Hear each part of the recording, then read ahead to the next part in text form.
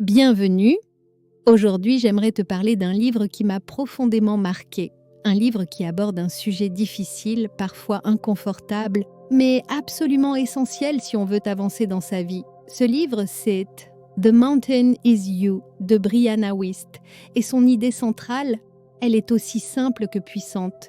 La montagne que tu dois gravir, c'est toi, pas les circonstances, pas les autres, mais toi, ton mental, tes blessures, tes peurs, tes habitudes. Et ça, on le sent intuitivement, pas vrai?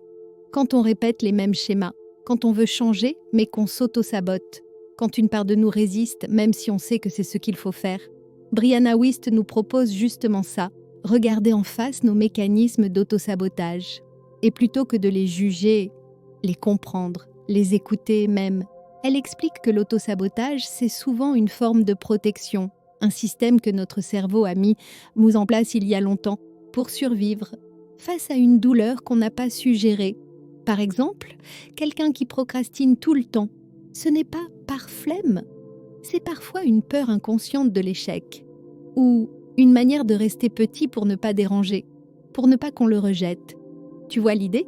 L'auto-sabotage, ce n'est pas de la faiblesse, c'est une douleur qui n'a pas encore guéri. Et ça, quand on le comprend, on peut enfin cesser de se battre contre soi-même. Ce qui est beau dans ce livre, c'est qu'il ne propose pas une méthode miracle. Il y invite plutôt à une transformation très humaine, très intérieure, déjà en prenant la responsabilité de ce qu'on ressent, pas dans le sens de se blâmer, mais dans le fait de dire « Ok, je n'ai peut-être pas choisi ce qu'il m'est arrivé, mais maintenant je peux choisir ce que j'en fais. » Et ça, c'est le début de la liberté. Tu reprends les rênes, tu changes ton regard.